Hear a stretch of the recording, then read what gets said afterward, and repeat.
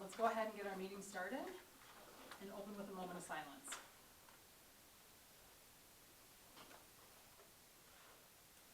Looks like all members are present, including Superintendent Hopkins and Director of Finance Swan are also here tonight. Can I go ahead and, actually before I get a motion to approve our agenda, we are going to change the order of two items under discussion and information. We're just going to change the order of finance and superintendent's report just because we have Ryan and Autumn here from OAK and don't we have to do it, open it, and then you change the order? I'm not open. You make a motion to approve the agenda, we accept the motion, then And you then change you'd like the me to, agenda. okay. All right, seeking motion and support to approve tonight's agenda. Motion? Support. Any questions? Okay, so we are going to change A and B around in order just so that our representatives don't have to stay if they don't want to. Motion. Which eight, okay. Under discussion and information items. Are we gonna flip finance in front of superintendent? Correct. Yeah, just so they can be here for the presentation, and if they don't want to stay, they don't have to. And motion to carry, sorry, all in favor say aye. Aye. Motion carries 7-0. That brings us to recognition. Just a couple of organizations to recognize this evening, and then we'll have several more as we get ready for the Gus Macker tournament coming up. So in your board packet, two Distinctive Catering and Hertz, both helped us in regard to getting ready for the start of school year. Hertz Mechanical provided the Ed Cabinet lunch during our Ed Cabinet retreat, which also included student services team from throughout the district. We appreciate them picking up the costs associated with that. And then Distinctive Catering allowed, gave us a nice significant reduction to keep our costs down, and they provided the catering for our all-school luncheon on Wednesday of last week, so we appreciate that. We'll have GMB and OAK on the next meeting because as thanking them for their contributions to the district, GMB and OAK help underwrite all the costs associated with our back-to-school luncheon, and they support the Macker tournament each year, with proceeds going to benefit our senior knowledge target and our athletes. So be watching for that, along with we'll bring all of the Macker, the businesses that donate to the Macker at our next meeting. I should say our next committee of the whole meeting, or a month from now, whichever we have them ready for it. Thank you. Any correspondence?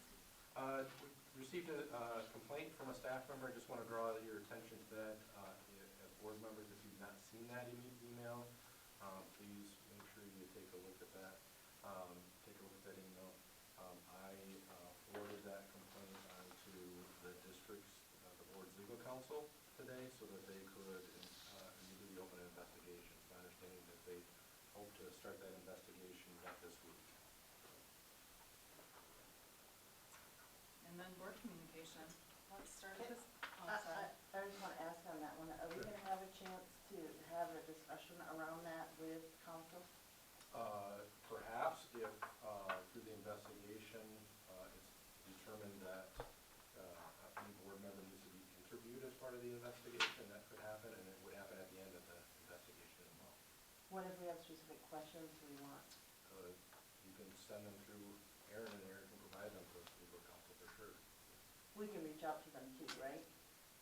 I would prefer that should go through Aaron, but if we're president, but I can ask them if they want all board members to be able to have access to them. Okay. Okay.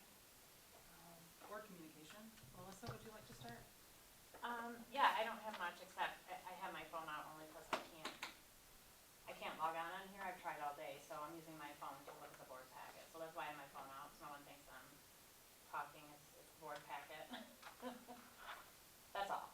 Wrong with it. Do you want a hotspot? I've tried to get on this thing all day. It just won't let me. It doesn't recognize my Kenowa email address, apparently. Maybe someone hacked it. I don't know. Don't I say don't know. that. But I can get on my phone.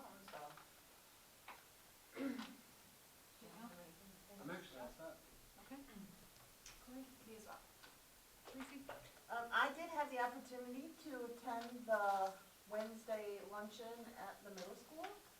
I was kind of surprised. I was thinking we were gonna work it like we usually do.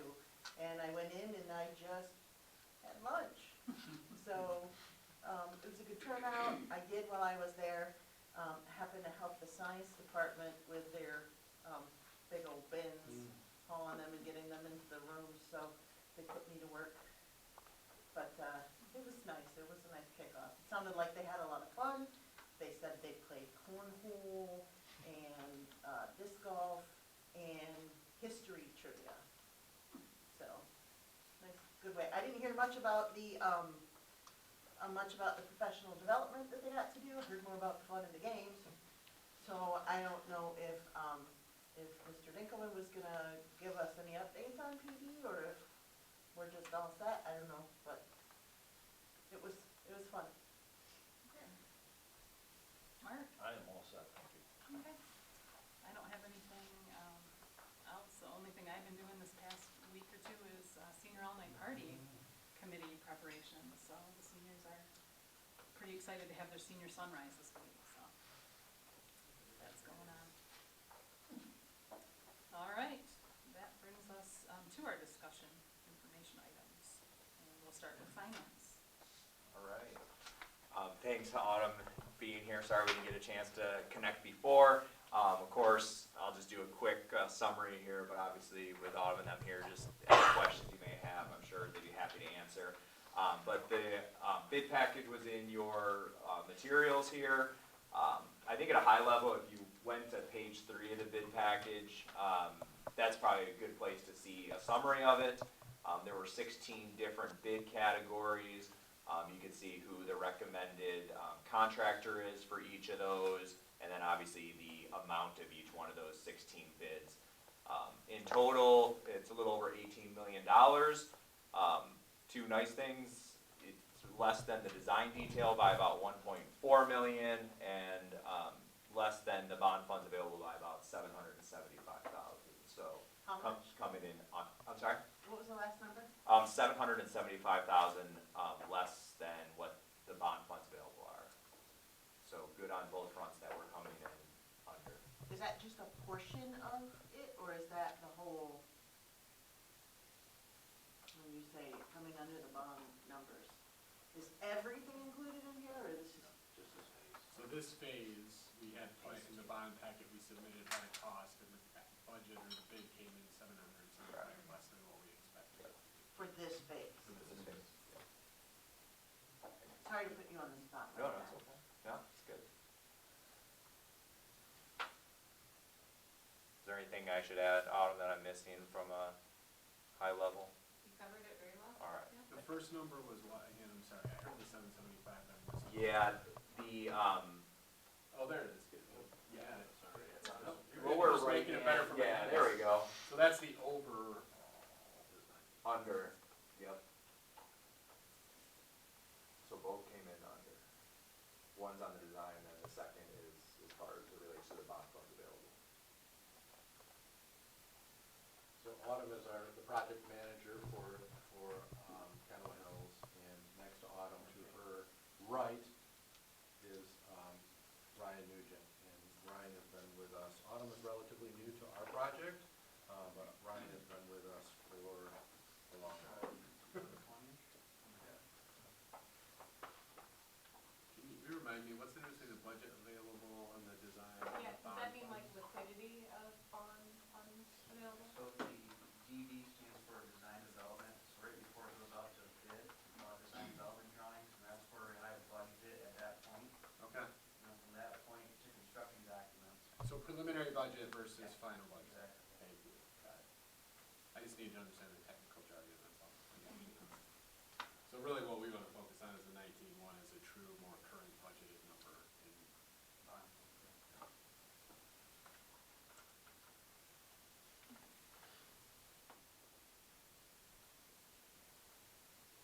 I think the only other probably thing worth noting on here, or maybe other things worth noting, but there were some alternates as part of this. There were some parts of the project that were bid as alternates, so the district could, based on how, how the, what the bids were, the district and where we came in relation to the budget,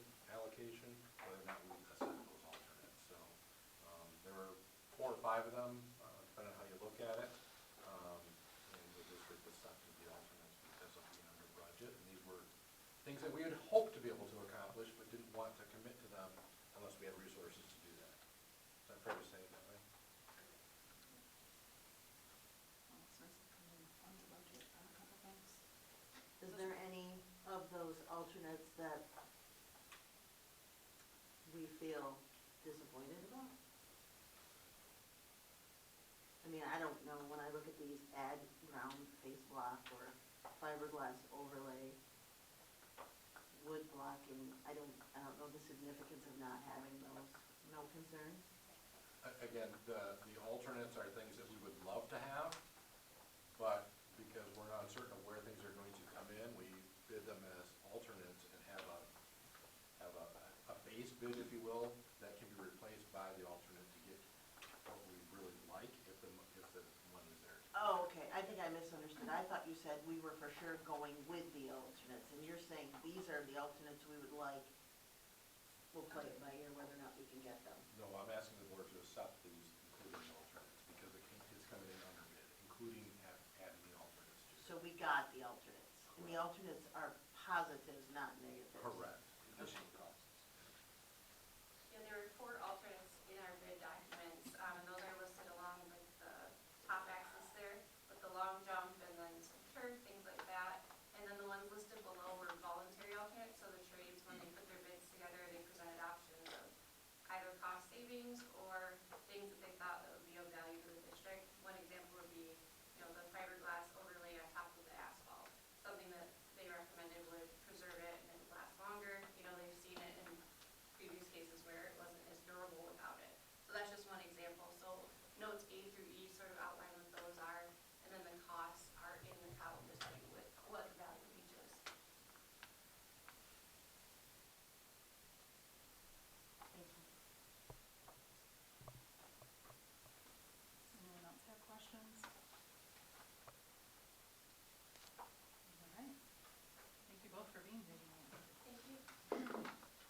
That brings us to superintendent's report. All right, I put in the packet some information relative to my contract and with the district and looking at my compensation and some information associated with this. Each year, the Kent County Superintendent's Association, which includes all 20 local superintendents in the Kent ISD, submit a copy of their contract along with what the compensation that's outlined in the contract. So you might recall that there was a period of time back in the 2021-2022 school year where the board was looking at compensation in the county. It's something that they always look at, with superintendent compensation. And the board at that point had determined that my compensation compared to peers in the county was substantially lower than, and that was in large part basically when I came to Kenowa Hills, the compensation I had, it stayed very steady for a few years without some increases, for good reason. Those were times when we were looking at making reductions or certainly not adding costs to the budget, but at some point competitively, we were kind of out of reach with where other districts were. So that was also the same time Dr. Birdie had resigned as his role as assistant superintendent. Before resigning, he had aspired to take on greater things within the district so he could learn more and eventually become a superintendent. One of those things was he took over the role of HR from me. When I came to Kenowa Hills, I had that role as certified staff HR. So he took it over. When he left, there was that void again. And so that's when the board, as a means to make up for some of that difference in compensation, created an extra duty allocation for me for doing the certified staff HR, if you will. It was a $35,000 stipend. Quite a bargain compared to having a dedicated HR person, nonetheless. But it's that first year it happened in January, so it was $17,500, and then 2 years That was a mechanism that districts used, not only Kenowa Hills, but other districts had used to, again, try to make up for compensation without penalizing the individual. In the state of Michigan, some things have changed since then, but back then, superintendents were under a cap of what increases that they could receive.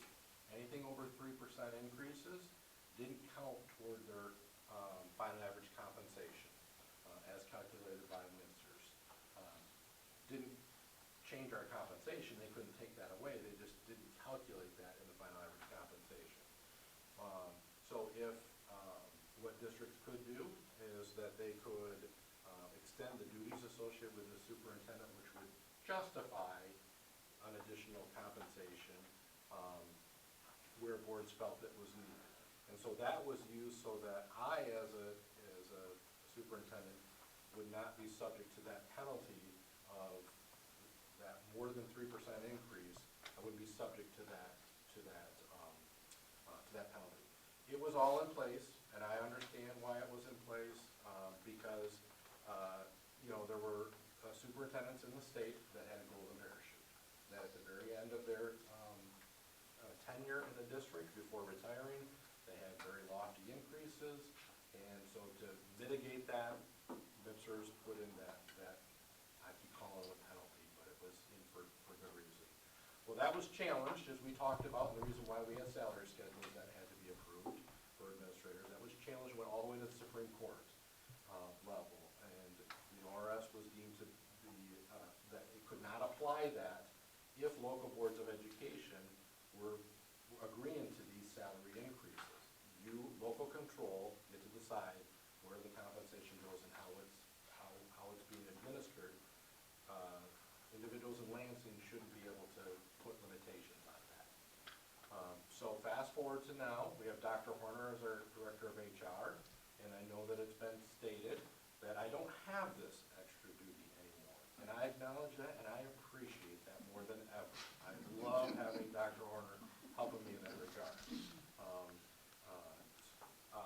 If that, without having that extra duty, my compensation no longer is at risk of being subject to, because it's something that I've had in place over the course of the last, since 21, 22. But there's a question of whether or not I still deserve that compensation, even though I'm doing less work, so to speak, than what I did previously. When you So- say at risk, because it's kind of grandfathered in, like you passed a certain number of years where. Correct, correct, at this Beyond the point, 3-year at this threshold. point, it's just, at this point, my final average compensation is going to be my highest 3 years, regardless of when those occur. And that's how it's calculated for those under the pension system that I'm under. So what I've shown you is my compensation each year, and what, these are includable parts of my not everything is included in my salary. For example, I get a mileage allowance or an automobile allowance as part of my salary. When I came here, it was $4,500 a year. It's currently $3,500 a year. That is not reportable compensation toward my salary. As an example, I get, if I choose not to, there was one particular year where, in lieu of an increase, the board gave me 5 more vacation days, so now I have 25 vacation days instead of 20. And at the end of the year, if I don't use up to 5 days, I can either roll them over to have 30 the next year, or I can get paid out those 5 days. I choose to get paid out those 5 days. It goes to my children's 529 education account. That is not reportable compensation on my salary, but it's income that I earn. Cell phone stipends, some districts issue cell phone stipends. We issue cell phones to our administrators, so I don't receive a cell phone allowance, although some other districts might. And there could be others in there. So what is included is my base salary, my longevity that I received in my contract for being here the number of years I've been here, and there's a tax sheltered annuity that the board has paid into my 403B, it's like a 401K, but both would be on an annual basis. So that's my reportable compensation. Do you have when I looked at them, most superintendents had two separate retirement numbers. One was the annuity, and then another one that typically said retirement. So great question. So that's what the district pays. The district has to pay an amount based on every individual, every employee's salary. They pay that into the retirement system. So that's part of this. That's in this number, right? That is not in this number. That's not. That is not in this number because that's something that the district does not have control over. That is something that every teacher, every employee, anybody that is paid is. Pension, Yeah, right? it's a Yeah. pension. Yep, But the other one is in this number, correct. the The 503. tax whatever. sheltered and Yeah. yep. And the extra duty stipend. So when you look across the county then, I don't have this year's data. We'll get that, typically we get it in the fall when we report it based on our current contract. But when you look at my compensation last year, without the stipend, if that stipend would have been removed for the HR, the 35,000, I would have been the fourth lowest paid superintendent in the county. How many are in the county? 21 if you count the ISD, 20 local districts. With the HR stipend, I was 11th highest paid in the county. So you can do the math on that, right in the middle within the county. And that's really what we strive to do, if you recall, with our negotiations that the settlements that we have with our teachers. We're always trying to we don't need to be in the top, we don't want to be in the bottom, we want to be an average in the county. That's where we strive to be. And that's where I am in the countywide with my HR stipend as part of the extra. So when you look at comparative districts, where there are comp districts that we always look to primarily because of their enrollment, similar enrollment, so they have typically similar configurations with staffing and so forth. East Grand Rapids, Northview, TK, and Cedar Springs are comp districts for us, very similar in enrollment size. The average superintendent's salary for those comp districts is $237,773. The countywide average, you take a look at, without the ISD superintendent, is $240,529. With the ISD average, or with the ISD superintendent area, I'm not sure why you would put that in there, but I just threw it in there, it's $251,313. So just some information for the board as they consider this situation that we're in. So that's what I have for information. So I'll share with the board some of the questions that I asked, because I was kind of curious about how this was put together. I asked what was the salary source, and Jerry addressed that. He said it came from what's collected by the Kent County Superintendent's Association. I asked what it included, hit on that one. I didn't understand what county average with or without ISD meant, so I understand now that that's just another number that's added in. The comp schools level of education. So 3 of those 4 comp districts, their superintendents have a doctoral degree. Years with the district, Jerry is significantly higher than the other, although I don't know East Grand Rapids. I feel like Kenowa's been there a while. No? I mean, it's all relative. Right? Yeah. So, He has more years of service, is that what you meant? Yeah, his response was all significantly less than me. Gotcha. Do responsibilities include HR duties or not? Because I don't know what they're getting paid to do, right? What do these numbers include? 4 of those districts have superintendents who do receive extra duty compensation. Cedar Springs, EGR, Granville, and Kenowa. So that it would be interesting to know what it was without the extra duty to be apples to apples. It is not specified what the duties include. They're likely put in place to make up ground, so maybe same situation we talked about. I did note, being a data analyst person in statistics, putting East Grand Rapids in there, I think it's a total statistical outlier. I think her numbers come close to, they're over 300,000. They're closer, I think, to 400,000 from what I saw when I was doing my research. So they definitely skew the numbers. You used, excuse me, Tracy, but you used pension in there too, because it's not that high, but you used the pension. I think I used, both pension numbers, so that would probably bring it down. Yeah. But I mean, Yeah. I used the same for her that I used for Cedar, that I used for TK, and that I used for Northview. There's clearly a lot that goes into a superintendent's contract. Right. And that is all developed with, the Board of Ed, and so it can vary. There's, in some cases, there's no, you don't know what went into those conversations Right. for that conversation.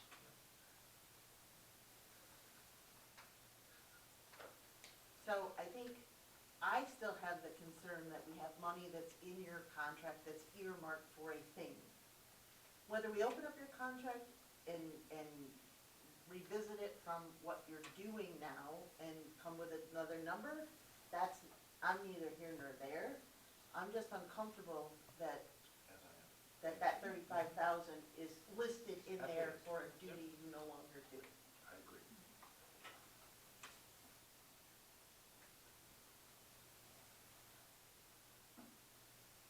So what would the board like for me to do? Can you rewrite the language in the contract and come back with a new, I know that has to be done in open session. I feel more comfortable doing this through the evaluation process. I know we're not due for another evaluation for a while, but I feel comfortable doing it that way, or just a recommendation of a rewritten contract or something. Well, you could do, for now, striking the obvious, which is the HR duty, and then further review upon evaluation for compensation. Yeah, through the evaluation process. You could at least correct the contract discrepancy at the moment. And then I think, to be honest, like, this is kind of what it is and all this, these are a little bit dated numbers. There's all kinds of ability to go out and do salary studies and, a recommendation as to what it would be. 'Cause if we do it, we're just kind of spitballing and there's all kind of anomalies and it's probably not the right way to do it. So if we feel compelled, like we have enough of a question or variance here, I'd prefer to get some experts to offer their guidance based on what they see in the area, but I'd start with striking the language. That's a quick, easy fix. And I can provide an opportunity. Can I just clarify? You can't strike the language without removing the 35,000, right? No, Just striking the language. I think you can rewrite it so that the 35 is part of the base salary and you remove that responsibility.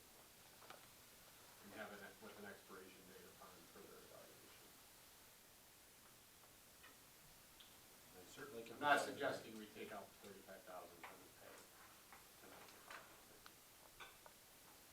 And I can, again, this is last year's data, so I'd be happy to provide data that reflects this year's, which would certainly include some, I'm curious myself in terms of what a couple new superintendents are receiving for compensation, because That's why when I'm the saying. board entertains the need for a new superintendent, I can almost assure you that conversation will be a different, yeah. You mentioned that without that stipend, you'd go down to fourth in the county? Yes. Out of the 2021. What is their enrollment numbers? I imagine the Well, you can- speculation would be that they'd be a lot smaller than Correct. enrollment, Correct. right? So, okay, so that, The ones that were below weren't like districts, they were outliers in one direction for sure. So to amend my prior comment then, I think if we feel compelled to do everything at the same time, then can we just go after that versus trying to do it? That's where I was. If we're gonna reevaluate this, I would rather do it all at once than strike out the language, continue to give him the 35, but it just I think feels. it would be reasonable if the board's position was, hey, as a result of the new position, it's prudent for us to go back and relook at the contract, given how it's defined. Something we would source someone qualified to give us a recommendation and do that in a reasonable amount of time. I don't think anybody would object to that, as long as we're in the process of doing it now. If it goes on for a year, they might object. But if we do it in the next 2 months,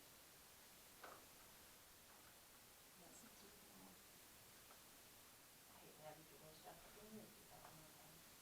yeah, Just I don't know. Just evaluation, You know, did you say I was try to exa- get an evaluation within the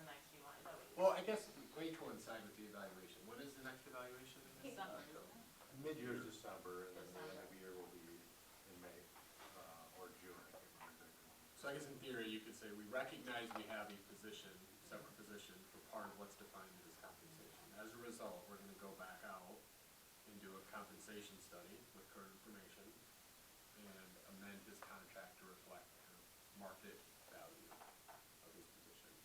And we could coincide that with the next evaluation if we can get it done by then. That's where I'm thinking, I think that gives us plenty of time to be in a position when we come in for mid-year to make that correction in the regular cycle. I should be able to have it shortly after, I mean, typically it's collected in October. So what I'll provide is my same, the difference this year is I have it for one more year of longevity, I have, a $2,000, my stipend is increased by $2,000. So my compensation as it stands today is $2,000 more than what it was last year. I guess I don't think we need to wait for the fall data, because if we hire on someone who's doing a salary study, that it'll ask for that. Like, if you're wanting to move forward, the next set of action would be to go ahead and move forward with someone who is qualified, and that is their firm for is that not what you're saying? It is, I mean, that's my recommendation, because I don't feel, like, I've seen this data, and what this suggests is, ignoring the stipend and the kind of the disconnect in the contract, that we're at best kind of where, in the low end where we need to be, right? Yeah, I mean, I guess for everyone to feel, But I I don't will put out there, my personal opinion is we could not move his salary back without putting ourselves at the bottom of a district in looking so uncompetitive for a new superintendent in the next couple of years. So I would not be, like, as I stand right now, looking at this kind of data, feeling like removing that money would be good sense for the district, would not be competitive for any new person coming in. I can't imagine that they're gonna come back with a recommendation that's any significantly lower than what he's making right now. So, could go up. I was gonna say, So it could be higher. that's where I'm at, right? I'm not looking to lower his contract, that's not my goal. My goal is to adjust and correct it. And I don't think that you should do that off-cycle. You should do it at mid-year, or you should do it at the year end. I'm not thinking they're gonna come back and we're gonna say Jerry's gonna make $40,000-$50,000 less. That's not what I'm anticipating. Just like you said, if it's gonna be something that's comparable based on everything, we wouldn't come back lower and make us look less attractive to a new superintendent. If they're coming back with something based on comps, yeah, I guess so my point. it would be something that would be attractive. So my point is, it takes them time to do that, so I wouldn't wait a couple months for whatever fall superintendent data is. Whoever is going to instigate seeking out a salary study, I feel like, I mean, it's September. I guess my question So at to large, get it They done can by start December, now. that's what I mean, to get it done by December. That's what I'm you need saying. to- You start it now, we got plenty of time to have the data and review it and bring it into the mid-year. I guess my question for the board at large is like, is it reasonable to use a firm to do the study? Because I don't know if I feel qualified, I mean, I can make a recommendation based on this. I don't feel like if anyone I don't think they would be that expensive to do one person's job. Usually those firms are doing mass Let's bands just get a across quote and see what large organizations. Who knows, but I think that it would make sense for the transparency of the district. I think it would make sense for anyone who feels like it wasn't, to have a professional do To it. be honest, I think it's good form, Yeah. right? I wish they would do that for my job. So, yeah. But again, I think keeping in mind, we were able to, because we didn't have the HR function, we were able to kind of note that, or assign it to this, but this was really, the genesis was, we did the same analysis back then without the 35, and what we found is we were at the bottom. Yeah. I can't say literally at the bottom, but we were far enough below the average and close enough to the bottom that we were uncomfortable. So there was vast discussion about how do we kind of do this in the way that makes the most sense, and this was the answer. So can I make a proposal that comes back with a number of what it would cost to do this analysis.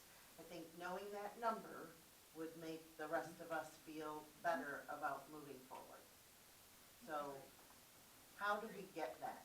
Is that something that Sherry helps us with? Is that something that the Kent ISD helps us with? I can provide you the board with some information about, and I had that, about, an organization that does this locally for us. Yeah, if you can bring us the cost, and then I we don't know can. what it is, so I'll find out. Thank you. And I don't want to speak for the rest of the board. I heard a lot of No, I think you're heading nodding. in the right direction. Okay. Thank you for the groundwork, Jerry. Yeah. This is not easy to have a conversation about, I hope all I- understand. No. Okay. But I do want to say on that note, when I was doing my research, because you know I always go out and I do that, who is responsible for maintaining our, I can never say it, Munitrix? Our transparency page? Yes, our transparency page. It's on my list to talk to Director Long about. It is. because It is woefully, I mean, if there's a legal issue, we're, It was 2020, I saw. it's 2020, it's 2019 on some things. I don't know who was responsible, I don't know why it wasn't being maintained, but it needs to be. I'm a little reminder right here for when I meet with Mr. Long. Is that typically a director of finance A duty? lot of the things are finance related, you know, it has to do with compensation related items. Most Yeah, of them, not all of them, but most of them are Like- compensation. Dr. Birdie is still listed on the credit card list. There's definitely. I assure you, he does not have a purchase card with it. I know that, but it's still Yeah, getting it off. not accurate. I think that might be happening. So I know it's certainly not easy to have this conversation, I can put myself in your seat, and I'm sure it's awkward, uncomfortable, but I do think it's prudent, like, every district should probably periodically go out and have something like this done for key positions, because one, it keeps you competitive with the market, so you don't lose someone unexpectedly. So while this may seem like, well, my duties have changed, this is maybe somehow, I know you don't take it personal, but like, maybe there's something more here, I mean, I just think this is good form every so often. I've been on the board 10 years, I hate to admit this, I don't know that we've done this before. So this is really good information, but it's probably not enough for us to like sit here and vote on what a contract should look like. If I'm reading the tea leaves correctly, no one would be comfortable with that? I think it's a good Do you? part of succession planning, just in general for the district. That's where I was going too, because as we're gonna find ourselves eventually in a position where we are doing searches, and it would be good to know what is competitive. Yep. Because we could talk to 5 superintendents, and they can be all over the board. And there's so many factors. I mean, it's not just a straightforward longevity, how long, you know, what is your experience, what extra duties do you have, how big is your district? There's so much that goes into it. And I think most companies do that from time to time too, where they look at job profiles and they evaluate compensation, so I think this would be good. Easy for me to say it's not my salary. Any other questions? Thank you for the conversation. Any other questions related to that? All right, I have Coach Mulvey here and our athletic director, Ross Willick, here as well. I was, just to give a real quick background, Mr. Willick has been having some conversations for some time since being in his role as athletic director regarding some of the challenges associated with maintaining the interest.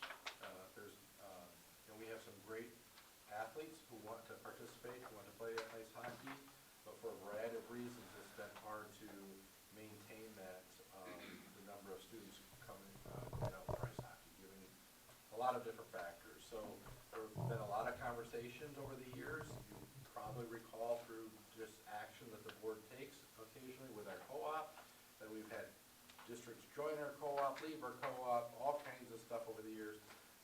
As we've had fewer in-district students that have shown an interest in competing on our ice hockey team, there's been a need to go outside our district to bring in some talent to make it safe for our athletes. So that's happened and has been happening. And so the conversation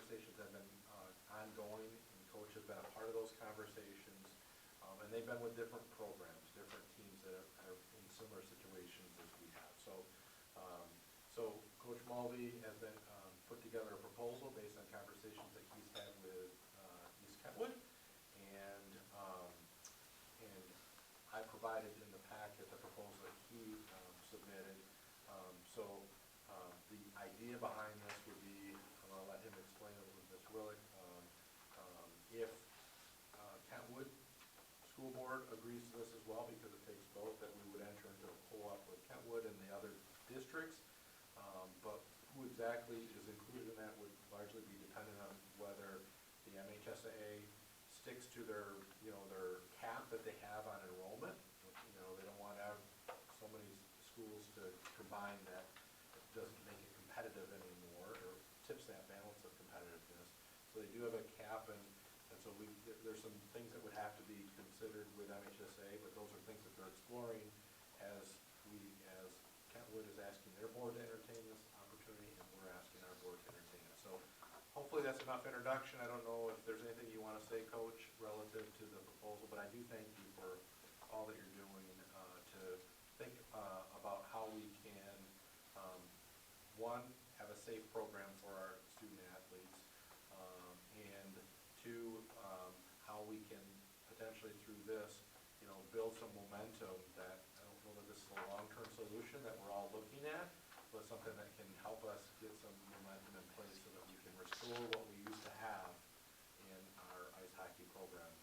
For those who've been around long enough, it started with mostly our own students, if not all of our students, and that's changed over the years, so. My understanding is that our hockey program and East Kentwood's hockey program are the two oldest hockey programs in the Which, in my opinion, a short-term solution. I would like it to continue, I'd like it to be a short-term solution. However, it's a necessary solution at this point. I think we could, it would just put a team together. I just think that our numbers would be extremely low to move things forward with just us. The safe bet would definitely be to go with Kentwood. They have 10 to possibly 15 returning players, but they have a competitive problem with those 10 to 15 players as well. They really will be bringing about 4 that I would say are long-standing hockey players, and 2 of them that are very good hockey players. So definitely raises our competitiveness with what we have returning.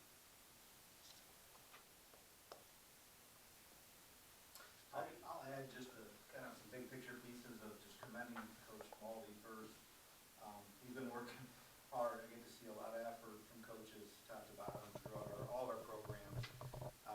And when the concerns certainly came from, a lot of it, we had 9 seniors graduate from a pretty competitive team last year, and that takes a toll on a lot of any program, really, in different ways. But I commend him for all the efforts, the communications, the reaching out. I was also on his behalf for different athletic directors, different school districts, to see what might be the best fit, at least for the short term and potentially the long term. Right, there may be an option down the road for a different co-op that could make sense within our community. And we're blessed that Coach Mulvey works right at Walker Ice and Fitness as well, connected to the youth hockey there, and have been having great conversations about what we can do at the lower levels to help in the long term. But this is a short-term solution at the end of the day. That we don't even know if East Kentwood will for sure approve this. They said last time I talked to the athletic director, they're in a pretty good place, he thought. But they also had they made some big decisions over there. They were debating on closing down their arena that they own. They decided to stick with it, potentially look at bond funds in the future to improve it, continue to rent it out. They added Hopkins to theirs. We do have a little work with our co-op in terms of who we may have to drop from it, which we don't think will be an issue. One school didn't have any kids currently anyway. Another one has one. And that's a lot of times what happens with these co-ops is you get relationships within the hockey world that I never have had. Learned a lot in the last 6 months with this, but that you might add a co-op with a school that has 1 or 2 kids that are just they're to help they're competitive and they play a lot of commend Coach Mullen for a lot of work that he was putting in for, and this kind of came back around because we didn't see this, and we weren't sure if conflict would be available, but we definitely explored several options. What would be a healthy roster number? I know you said we're at 15. Typically, we want to keep at least 20. I personally we can keep as many as 22 that can skate in the game. And I would like to have a couple more if we could because of injuries that happen. Playing contact sport, the last couple of years, my own child had broken his collarbone.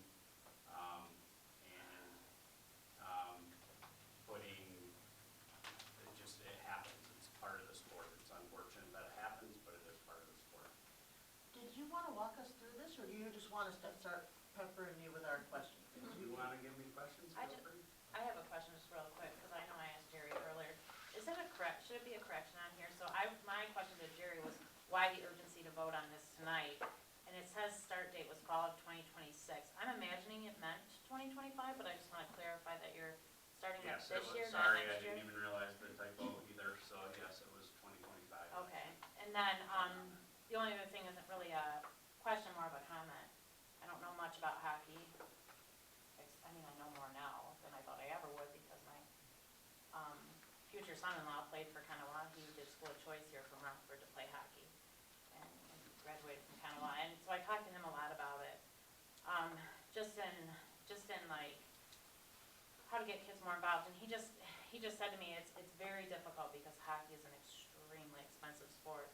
And if you start at a young age like he did and go on leagues and the hotel fees and all that stuff, so it's kind of a thing of its own. I know at the board, we always talk about equity and sports and all kids getting a chance to play. I don't know if there's a way that,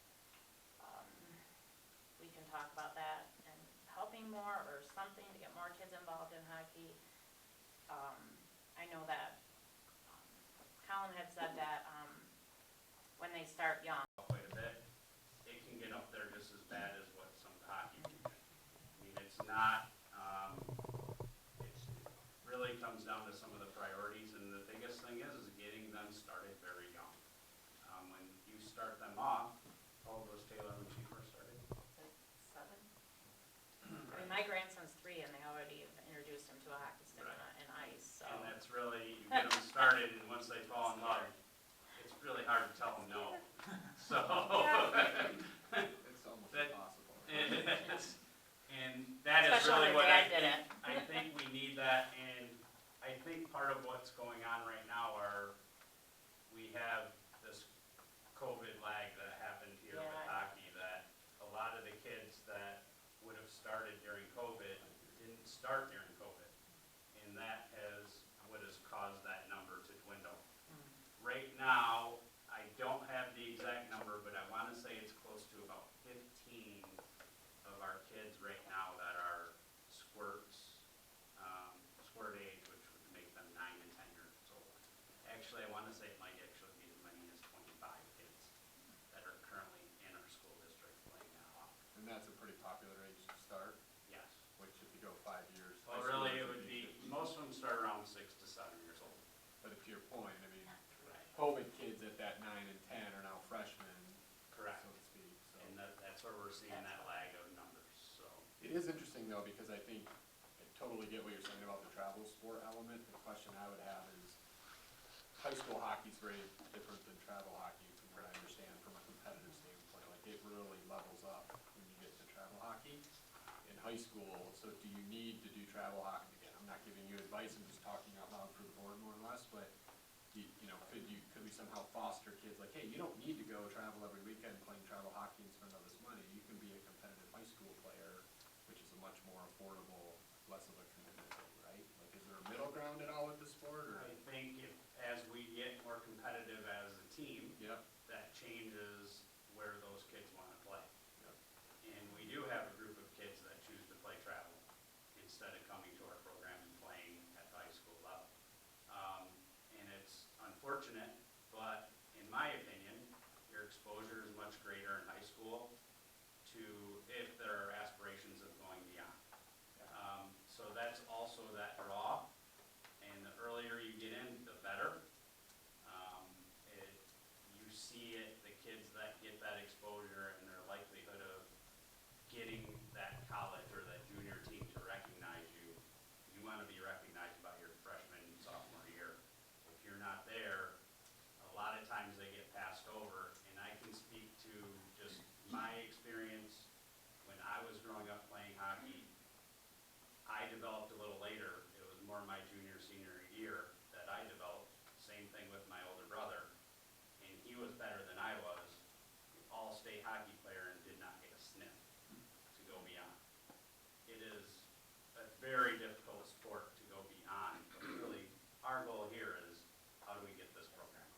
And that was really my point is and I get, we wanna be competitive, the most direct path to competitive is kids that played a lot of travel and a lot of weekends growing up, but is it the only path, I guess? No, it's not the only path. In fact, Granville just graduated one of their kids that I had coached, and he came from the youth foundation, and he played 1 year of JV with me, and he was one of their best players. I believe he was all-state honorable mention for their team.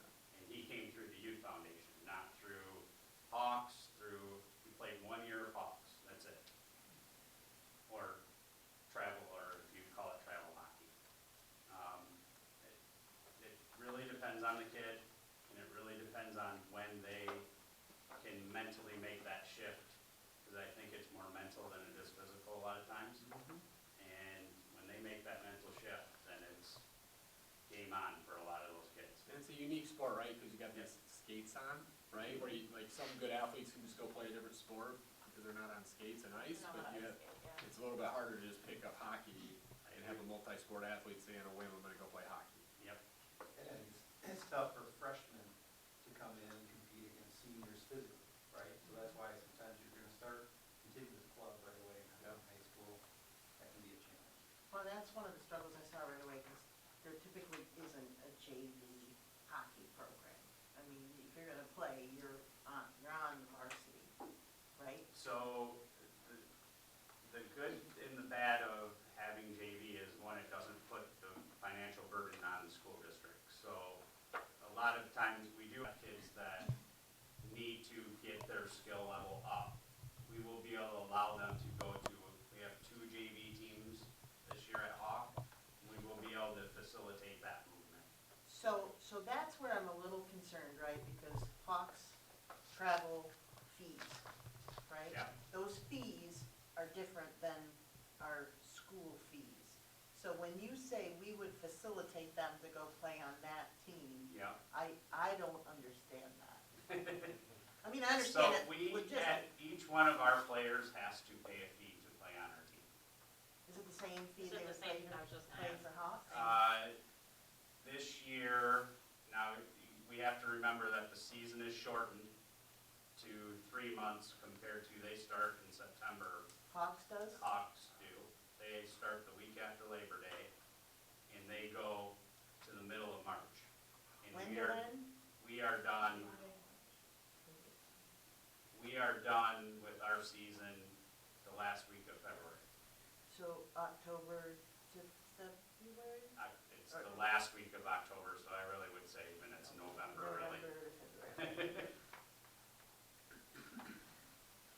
So if they don't make a varsity team, it's up to them and their family if they want to make the investment to play on Hawks. Correct. It's not us saying, we have a JV team for the same cost that you play for us. No, it's Go not to. gonna be the same cost, but it will, It's an opportunity. compared to what we paid last year for our players, each player at Kenowa, the remaining balance, it would have been about $500 more to play at Hawk. But you're also going 2 weeks longer, and there would be more travel, and yes, it is a little bit more of a commitment for those families to play on that JV, because they're gonna have to drive their kids to every game, where we facilitate a bus ride to every away game. For every away game we do? We do. Just be clear though, like, this is kind of just ancillary supportive information, like the Hawk program and stuff, yeah, they don't make it, yes, you're telling them about an alternate program. Correct. It could be totally something different, just the fact that it's around the corner at Walker Ice and Fitness is just convenient, it has nothing to do with the school, so. Correct. They coincidentally lock down kids in there, but Right, yeah, so, better that I program just wanna like, And really, we make that are, crystal clear, cause it's not like we're facilitating another program outside of the school district. no, and we are the only school out of that rink, which is in West Michigan. There is, the only other school that has their own rink like that is up in Ludington. We are the only other one that we facilitate we're the only high school out of this rink. I don't understand what that means, because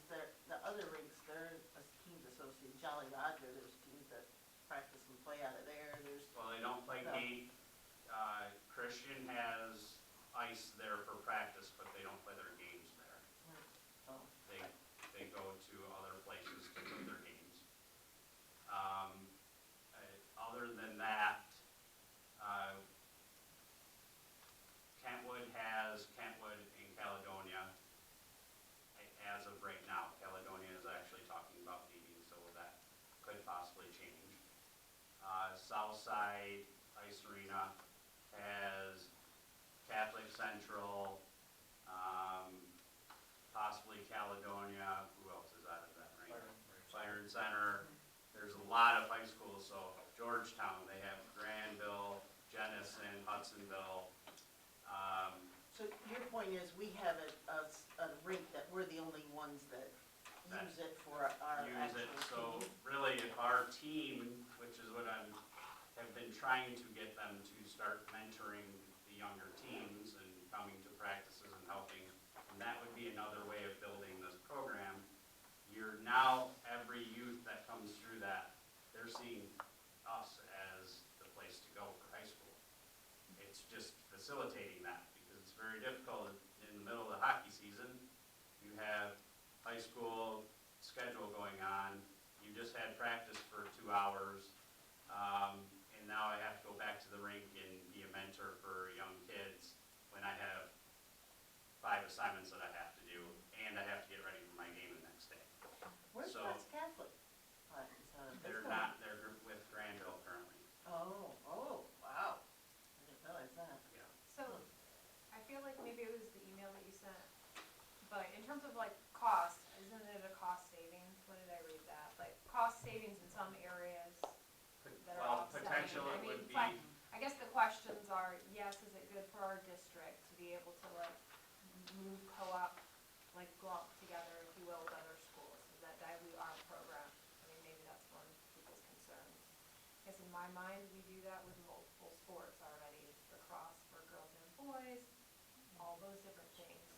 But I guess that would be something to be considered, right? The other would be, of course, financially, some of the other implications, like travel and things like that, for the other, to make it feasible for these other co-op schools. Like on the financial side, is there a massive downfall or something here? I think part of the thing it will have to be, and I talked to Mr. Willick about this, is just to figure out how, typically, and please correct me if I'm wrong, typically co-ops are, the cost of a co-op is driven by who's hosting the co-op. So if you're the whole school, you're bearing the cost associated with it. We're not billing other districts for the number of players that are on that team. Now, they may have their own costs associated with it when it comes to ice hockey, but in terms of, that's kind of how it kind of plays out. So, but with something like this, I don't know what arrangements would be made, because we certainly wouldn't have,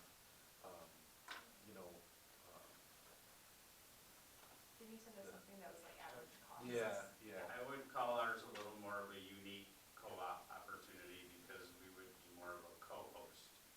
So we will play part of our games at Walker and Fitness, part of our games at Kentwood, and we would also look at the practices of, is it feasible to go 2 and 2 is really what we both proposed, is do 2 days there or here on Monday and Tuesday, go 2 days at Kentwood. And that's, you have Hopkins is a far drive to Walker and Fitness. So is, we're co-op with Lakeview is a very long drive to Kentwood. And really facilitating that drive and how we're going to do that. Those are questions that the coach from Kentwood and myself are going to try to figure out. And really, we're gonna have to be a little more lenient, where I'm more on the, you should be at every practice. And we may have to be a little lenient on that part of it. Coach, did you put this plan together? With Coach Phil from Kentwood. This is very nice. I appreciate the time and the thought that you both put into this. It was a ton of information. Some of the points, the things that jumped out at me, are the questions that I had. And Ross, this first one I think is for you. participating skills and enrollments, we have Kenowa Hills listed at 803. I don't think that includes pathways. My understanding is we have to count them in our high school numbers. For MHSA, Yeah, if they're, for those that are participating in athletics, yes. we don't count how many of our traditional high school students participate in athletics, it's just an enrollment. So I mean, we had that conversation at board table last year. I think that And was, we said we either have to not count them in anything and they can't participate in any sports, or we have to count them all the time.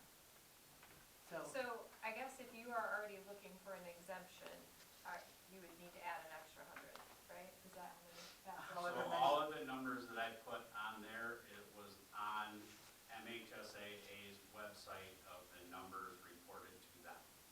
Well, then we may have a problem with what numbers we have reported to them already, because I don't think the 803 number is accurate. So, something to check on.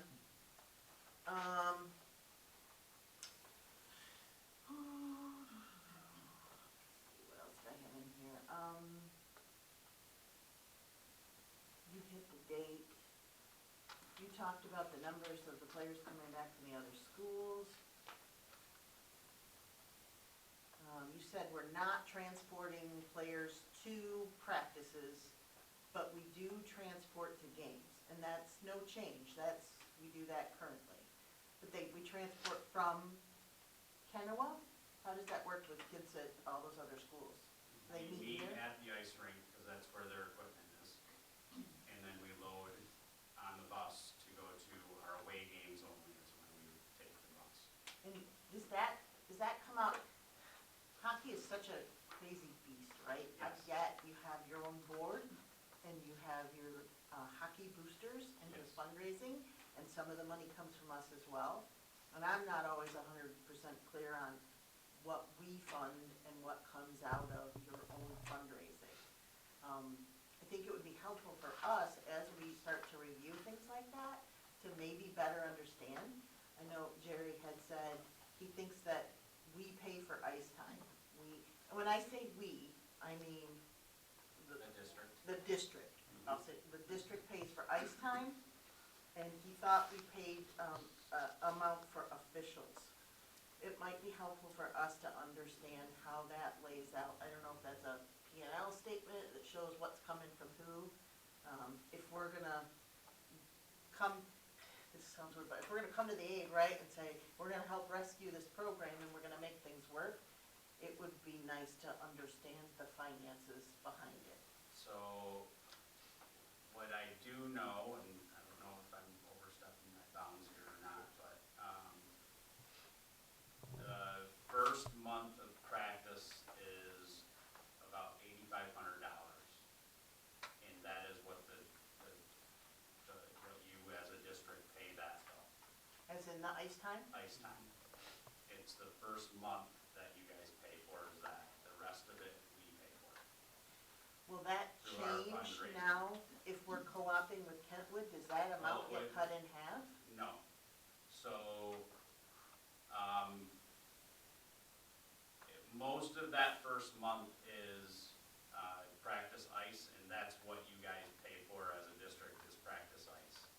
That would only be 1 day a week, that would actually get eliminated if we go to Kentwood for 2 days.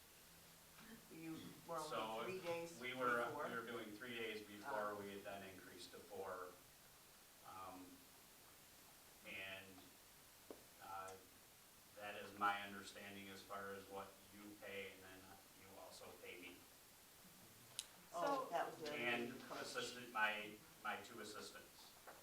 So tonight we are just, like, voting on whether or not we think it's a good idea for you to move forward to enter into a co-op if the other parties all agree as well versus Correct.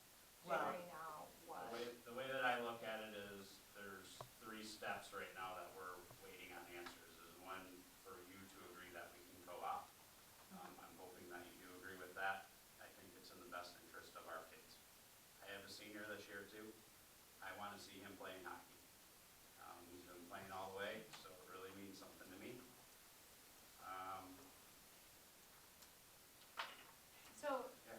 say yes tonight, that doesn't mean it's final, because all No, these parties we have still need different. Kentwood, and we need And then we would MHSAA have too. more of a firmer understanding of what that partnership looks like all the way down, you know, like if the athletic director would receive all the way down the way on how costs would be Can involved. we clarify that though? Because I think once we say we bless the co-op, I don't anticipate anybody's gonna come back to us on money. I don't think that's how it works. I think once we say yes, we're agreeing to what we're gonna fund. So on the funding piece, like I was just kind of brainstorming through what all the costs, the cost won't be any higher, I can tell you that. There should only be a lower cost to this based on, we do have to continue to have conversations about the coaching component, right, what that would look like. If we're splitting transportation components, officials, right, it's all gonna shave several thousand off. So it's gonna be lower than what we're gonna pay. I get that, but when I look at this plan, which I love, I'm a planner, I like, you didn't just come and say, this gets me through this year. You said, this is what I need to do for the next 1 to 2 years, and we've got things in there to try to help salvage this program, right? Not just prop it up for a year. Elementary floor hockey league, elementary learn to skate programs, open gyms. Open gyms, that's not free. I know you got ideas in here about how to offset, but I just think we need to be really clear on where the district, on how we can help, what we can do, and how we can contribute to this.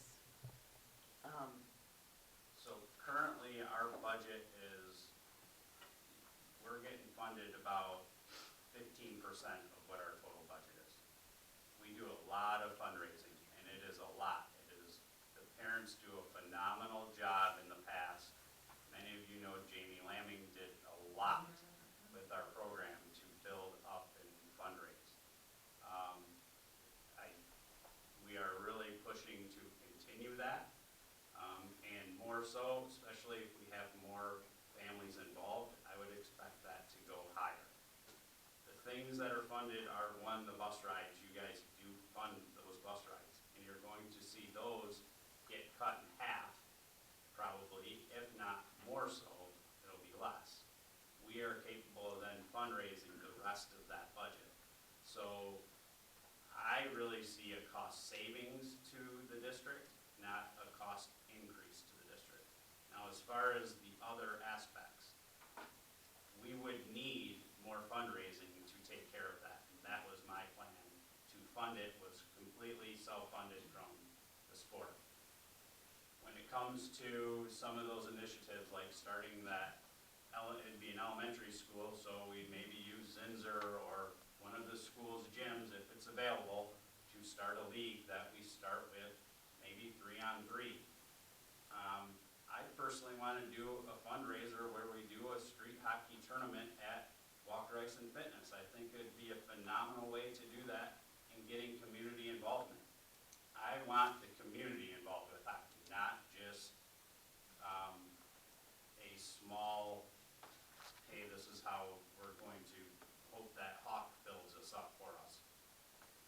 I don't want that to happen. I want to have 40 to 50 kids at our tryouts every year. Whether I'm the coach or I'm not the coach, I want to see that happen. Kenowa deserves that. Those kids deserve that. That's what I want to see.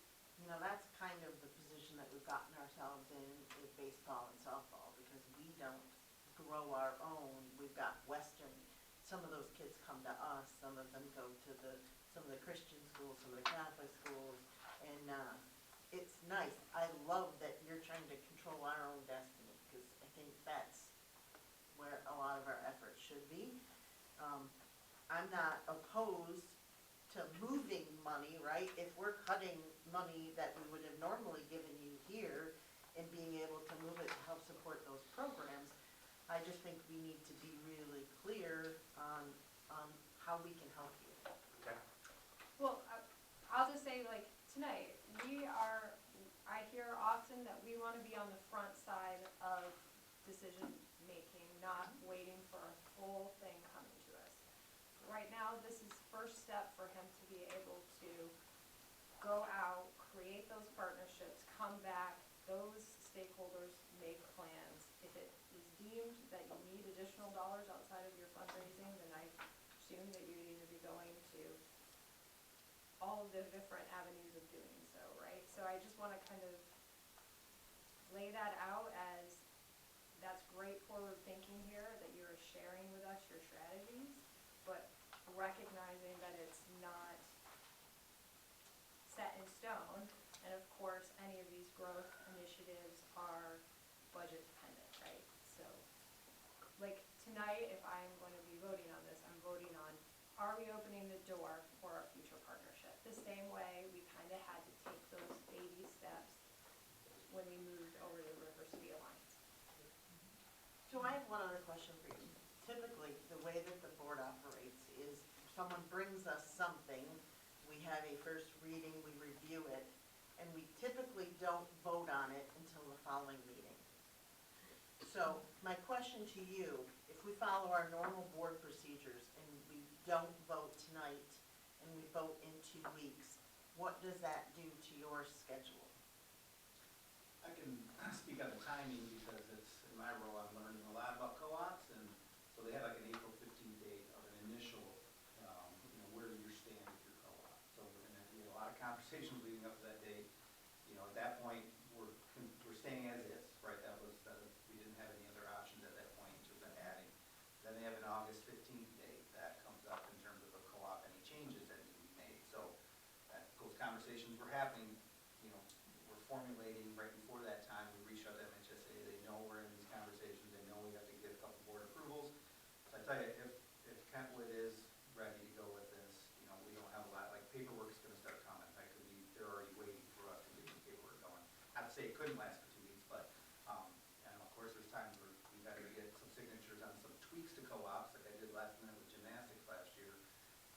That just, have to, the timing of it, is pretty important for them, and sometimes they're waiting on us because they've already extended the time for us, so. Just to share a little bit of the timing, like it is something that we're already kind of past the deadline, if you will, but they understand we're trying to help each program out. Whose deadline are we talking about? MHSA's? Yeah. So And we- where's and we Kentwood have- at in their voting process? When are they voting on this? So it might even be tonight, they had to go back, they had just voted on continuing their program at the arena, adding Hopkins, and so that was a question, his concern he had, they just did that, now he's coming back to say, we're looking at combining for their short tenure with Kenowa Hills, You're saying Kentwood? Kentwood, yes. Kentwood is actually Monday, next week. Next week, Monday? Yes, One of these Mondays. yes. So Kentwood is next week, Monday, and then we're waiting on MHSA. And I believe they're waiting on you guys to write paperwork. And really, for players, from players' standpoint, the sooner we can let them know what's going on, the better as well. If they go to commit to other teams and others not getting them back. And hockey starts next week. So I guess I will say my preference would have been to do the 2-step process that we're trying to encourage to normally do. So FYI, for future reference, it would have been better to have brought this the last one, but I get it. You guys have been working on it. And I honestly approached this in May, so it's one of those. On our end, yeah. On our end. So I would have liked to have them say, yes, let's move forward then, and I would agree with you, and I apologize if that didn't take place. I just have one more question. I 100% think, yes, why would we enter this co-op? I have no reservations of it. Can you play devil's advocate for a minute and say what's bad or not good about entering a co-op? Anything? It's one of those that it's the unknown. Yeah. We haven't, I have not been in part of a co-op that's gonna be like this, where we're doing this back and forth. Are you At ready for each that? place. Yeah. I mean, quite frankly, I Yes, work that's- at Walker Ice and Fitness, it's super easy. I walk out of my office, I put my skates on, I'm on the ice. Oh, that's nice. So, That's nice. where if we go to Kentwood now, I have to drive clear across town, and it's not a Yeah. short drive. I'm gonna be worried about every one of those kids getting to practice Yeah. safely. And then games and making sure, and I would like to tell you that I only coach this team, but it's not. I've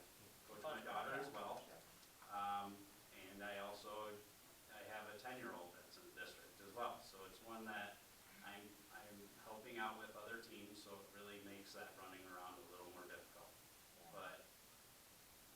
But you it is have the to only do- way they're gonna play, I mean, You we have to do it, you have to do what's best for the program. And Sure. This is definitely, I've been around hockey for 40 years, and it's scary to think 40 years, holy cow. But, it is,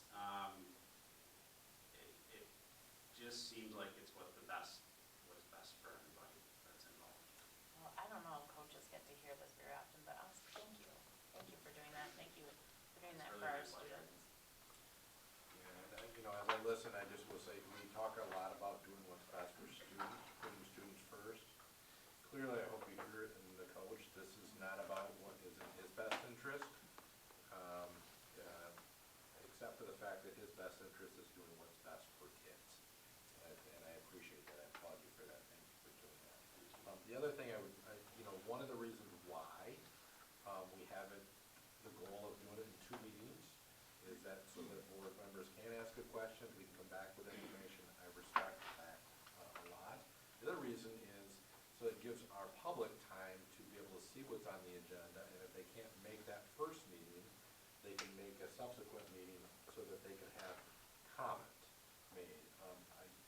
I don't wanna push this off, but I do know that we have a couple individuals that are here to make a comment tonight. I don't know what that comment's gonna entail, but that's one of the reasons why asking, having something on the agenda so that public can make comments. And we'll see what that comment does entail, but, so again, another reason why we usually have it in 2 meetings tonight, so I thank those that are here tonight to make comment in regard to this, in the event that the board is able to make a decision tonight. So. With that, let's move to public comment. First up, Craig Page. You want me to? Oh, yeah, definitely. It's only official if it's said from the Thanks. podium. I'm gonna pull out every minutes, and you guys all know me, so I'm gonna time myself here, just to be honest with you. If it had to time you to be official, so clock started. Okay. Just kidding. First and foremost, Craig Tate, I'm a parent of 2 Kenowa students, Kyla Tate, who is a senior, and my son Connor, who's a freshman, who is a hockey player. I've coached for 12 years, I've been a referee for 5 years, and the hockey world is different, right? Coach Molly, thank you for everything you've done. Thank you for everything you're doing. It's not easy, it's hard. Ross, thank you for what you're doing. It's hard. I want my son to stay at Kenowa Hills. I want the best thing for him at Kenowa Hills. Kenowa Hills is the right program for him for school, for friends, for community. Without the co-op that Coach Mulvey is presenting to you, there won't be a hockey program. Because the kids don't want to play for a program that doesn't exist. It doesn't have any feeder program to it. I was part of the coaching staff of 2019 and 2020, where we had a coach that single-handedly demised our program. And the athletic director at the time did not listen to myself or the other assistant coach to remove him. And we are at where we're at today because of past decisions. I beg you not to turn a blind eye to what needs to happen 5 years ago. This is a Band-Aid. It cannot be the long-term solution because you need to look at a physical map. Lakeview, Hopkins are nowhere near Walker and Kentwood. We're talking about 15, 16, 17, 18-year-old kids driving in winter. It's not safe. We do need to create a youth program, and it starts at this. My son put skates on at 18 months. He started skating at 18 months. I didn't think it could happen, but it did. I've coached Danielle's child, Taylor. She is a beast. She should be at Kenowa Hills, but she can't play at Kenowa Hills. She's too good for it. We have a football program that our kids love and are honest about and build up, and the community is incredible. It's not because of where we're at today. Yes, we have 2 potential college athletes on the team, absolutely, but it is a huge feeder program that feeds that. We have a baseball team that is great, not because we have a Kenowa Hills program, but because we have a feeder program locally that feeds that. And it doesn't matter what school you go to, it matters where you're physically located. We have a lacrosse coach that built a program from nothing because he built a feeder program. The kids that are in high school and middle school today are not what we should be focusing on, and it's not what he's focusing on. He's talking about the squirts. And squirts are 10 years old, 8 years old, okay? I'm asking you, please, listen to him, make this co-op work, make it short-term, and build a feeder program that lasts. Thank you. Thank you. Next, we have Aaron Urban. Hi everyone, I hope you guys had a good summer. So I've struggled with whether or not I was going to present tonight, but God put it on my heart, so here I am. In your emails, you'll find an active lawsuit that Stephanie Boone has against the leadership of Lowell Public Schools, and Abby Wiseman is listed as a defendant on the lawsuit. And I also provided an article that was done on Abby with School News Network where they did a get to know your administrator piece. And the article was great up until they got to the family life portion, and this is also in your email, where she's quoted as saying, "I collect the children because I have never had my own." And I have a problem with that wording, and knowing what the lawsuit is about, I'm really concerned that she is now overseeing young, impressionable minds at an elementary school. We miss you. So I have a couple questions. I know you guys can't answer questions, but the questions are, how was Abby Wiseman even allowed to be hired as the new central principal with an active lawsuit in another school district where she's listed as one of the defendants? And were you, the school board, aware of said lawsuit? I don't know if you guys are involved in leadership interviewing, or if you have any knowledge of who's the candidates. And also I would like to advocate that an email be sent out to all the parents in the district if it's a leadership position, and let them, introduce them to who the top candidates are for any leadership, principal, whatever. Because I think it's important that parents know who's going to be potentially overseeing their school. And I was shocked. I don't know how it's possible for an elementary school principal to get hired with an active lawsuit where she's a defendant. I'm friends with Stephanie Boone, who is the plaintiff on the case, and I've had conversations with her, and it's concerning. So I just wanted you guys to be aware of the lawsuit if you weren't already, and I would appreciate a response to the questions.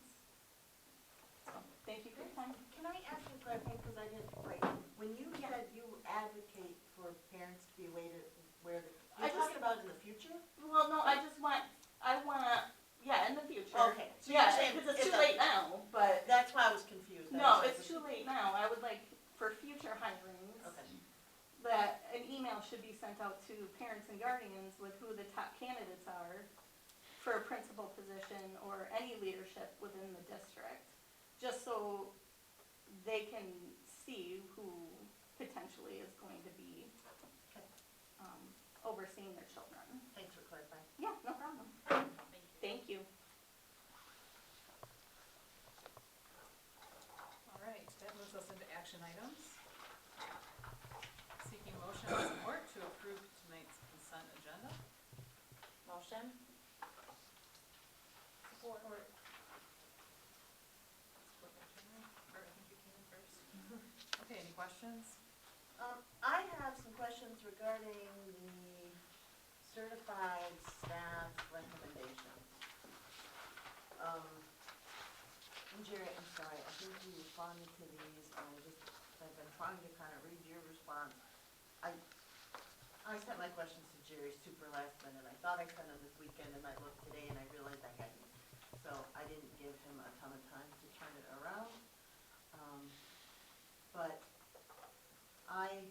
when I saw this, I don't think, and I'm gonna say think because I could be wrong, I don't recall having talked about this middle school success coach positions. I think this was the first I'd heard of it. Is that correct? Yeah, at the board level, yes.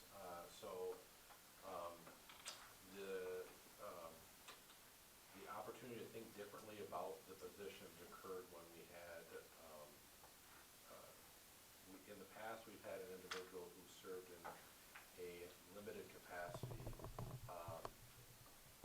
for a vision for this as a paraprofessional. And that person resigned, I don't remember exactly when, but it was like August. It was later in the summer. And then there was another person, another parapro. Actually, it took a couple different parapros that were part of another position at the middle school that was served in other capacities. And so the principal approached us with a vision for having success coaches. And so we spoke with the association about considering this as a pilot, which allows us the opportunity to pursue something, to try something, to see what its potential is before considering about doing this in a mass scale way, similar to what we did with the child life specialist. And so he approached us with the fact that there were two paraprofessional, three technically, positions, individuals that had no longer interest in serving in that capacity. What would it look like to have success coaches instead? So those positions were posted, I don't remember how long ago, but it was one of the many positions that Dr. Horner posted pretty late in the summer for us to consider applicants for this. So these positions took the place of existing parapro positions? Which is why we talked with the association about the fact that this is something that's being proposed, and these will replace existing parapro positions, because now we're looking for, both these individuals come with a master's degree. I saw that. When we say pilot always makes me a little uncomfortable, because pilot means you've got some guidelines in place to evaluate success, and when we're talking 1 year, it's like, do we have a cutoff where we're making a decision if this is the way we want to continue to go, or we put the kibosh and say we're gonna go in a different direction? Who owns all of that? Is that, Mike? Yes. So, and pilot has, it has a connotation associated with it. It doesn't have to live on forever. It can be evaluated. We need to define what the metrics will be to evaluate it. That will need to be determined, no doubt. But the other thing that it does is, like it or not, it's just one of the realities is that's one of those things that within the world of labor agreements, that's one of those things that is not subject to something that has to be negotiated as part of a labor agreement. Those are one of those conditions that aren't subject to negotiation. Knowing that. Because it's a pilot? Because it's a pilot, exactly. So that was my other question, right? I noticed the salary numbers were very slightly different, and I didn't know if there was a collective bargain agreement that had to be factored in there, or if it was just negotiation. Right, so what these salaries were based on is the same salary schedule that the board had approved with in regard to our child life specialists, because they'll have a very similar contract, they have very similar, well, they have different degrees, but master's level degrees, and they work longer. That was the other benefit of something like with our paraprofessionals. They work a traditional school calendar, just like our child life specialists. These individuals will work 210-day. Is it 210, Dr. Martin? Thank you. 210-day calendar. So they'll start earlier in planning with the building administration and stay a little bit later in the school year for that. And obviously it's prorated this year because they're getting started later with their contract, but another benefit to thinking a little bit differently about how to structure that position. Have they started already? Pending board approval, they'll start. They were both in the building today. I know they were here after school doing some. We did a background check so they can start volunteering today, but we're waiting. We started the enrollment process today, so hopefully if you guys approve it, the goal is to get them started as soon as the approval goes through, but we got their background checks to make sure that they can volunteer. As soon as you give the green light, we're gonna push send and hire. They wanna start as soon as possible, so I said, they're coming up today, so as soon as we get approval, we gotta hit green light, go. You guys gotta meet them, they're awesome. They're Yeah, I met really, both of them today, really and I have cool. to tell you, again, I don't know them, you know, I've looked at their credentials, I know that the committee, that Mr. Dodd put together to interview them did a great job with that process. One of them is a very good friends with a 2012 graduate of Kenowa Hills who encouraged him to apply. Still very good friends with him, he didn't graduate from Kenowa Hills, the other student did. If I said the name, many of you may recognize them. Both of them went on to play at Ferris State University, Oh, their football program. wait, and- 2012. 2012. Oh, I'm thinking of 2016. 2012, and then, and the other gentleman played collegiate basketball at Davenport, so he has a presence, so that, so both of them are, really understand, one of them comes from Arbor Circle, and that's why the difference in pay, one of them comes with some experience working with a very similar position to what he's doing here, but both of them want to be around our students and have a positive impact on their lives. Thank you for sharing that additional information, and thank you, Dr. Leonard. They're excellent. You guys should take a swing at the middle school, I think you'd be very impressed, and especially when we talk about, like restorative circles and students behaving into the classroom instead of behaving out and trying to like reduction of suspensions. They are the perfect fit for this job. Like if you read the job description and meet them, the hiring committee did a fantastic job, in my opinion. Okay, any other questions? Put that to a vote. All in favor, say aye. Aye. Opposed? Motion carries 7-0. And for those of you out there, that is the hockey agreement as well. Why do we, oh, never mind. Seeking motion and support to approve the athletic improvements Phase 2 bid awards shown in report 2517. Motion? Or, Any questions? All right, all in favor say aye. Aye. Opposed? Motion carries 7-0. Future items for consideration, we do have our next meetings listed. And it's looking like we are gonna be back in our schools, now that school's back in session. Were you gonna, Yeah, is it not right? so we do have a meeting before the 22nd. Oh, you're right, we do. the 8th, isn't it? The 8th, thank you. So Okay, please note That's that. here. and that's here. That's here. Is it a committee? Yep. Okay. Apologize for that. Yeah, I missed that it one. too.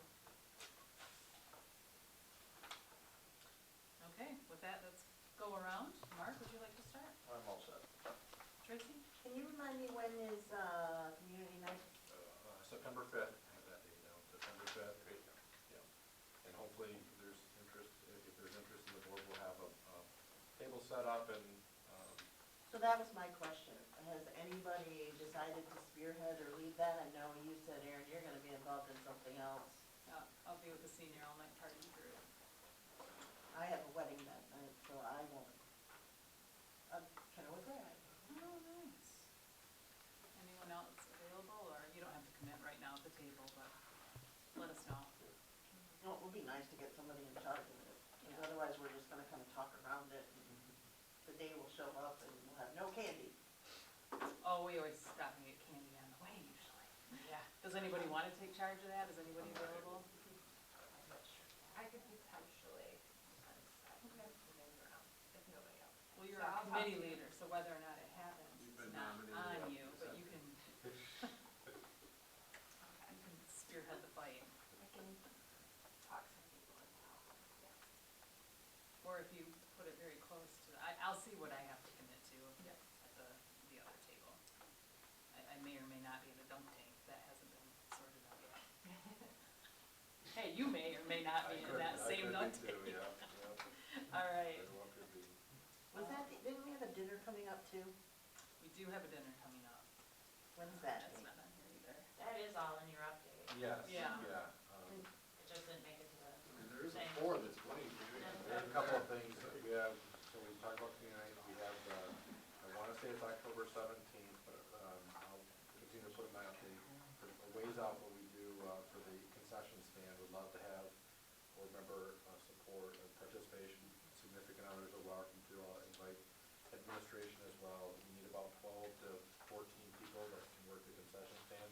And so our boosters can enjoy their time being parents and watching students, watching their own children participate. So I know that some of you won't be able to because of that as well, but that's on there.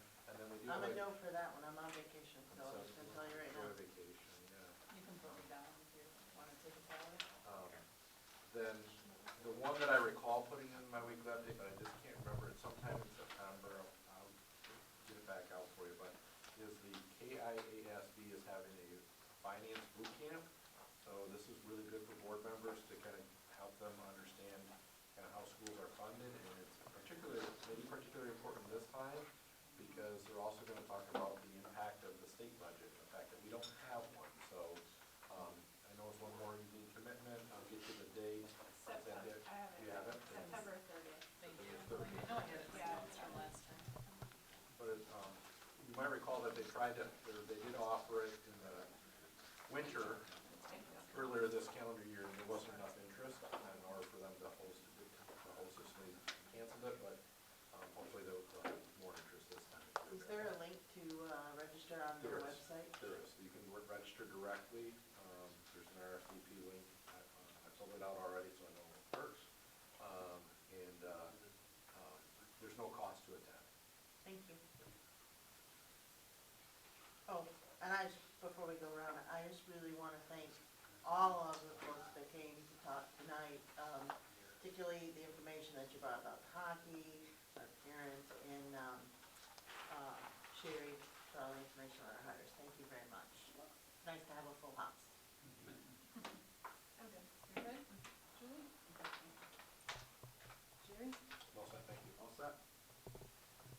Just echo what Tracy said, thanks for being here, guys, and it's not fun, and it's something else, and it's extra, but sometimes that helps the board to get the information straight from the source, and it's important, so thank you. Melissa? Just one thing, just to be completely transparent, I'm very respectfully disagreeing with something that was stated tonight, so I am gonna reach out to MASB and ask, but I do believe that any board member can talk to our legal counsel. I'm not sure if that's true or not, because I honestly don't remember, but throughout my training and all I've been taught, I thought that the board's attorney was just that, the board's attorney. So I just wanna make sure we're clear on that any board member can speak to the attorney if they feel the need. But I am gonna ask though, because I'm not sure, and I don't remember. The training's been a while ago. And I just want to find out too, I just want to find out from the attorney's perspective or, that kind of thing. But, yes, there's a cost whenever. And there is definitely a cost. In the past, we handled it differently. We had a committee that met with them. This is unique in that we didn't do that, so that concerns me a little bit. I just wanna call and ask the questions, because I have I honestly cannot. Well, that's the great thing with MASB Yeah. is that And was so a I'm good just question. telling you that that's what I'm gonna do, so that's all, I'm just trying to be honest and transparent about that, so, Thank you. yeah. Ken, anything? All right, I don't have anything else either. I hope everyone had a great first day.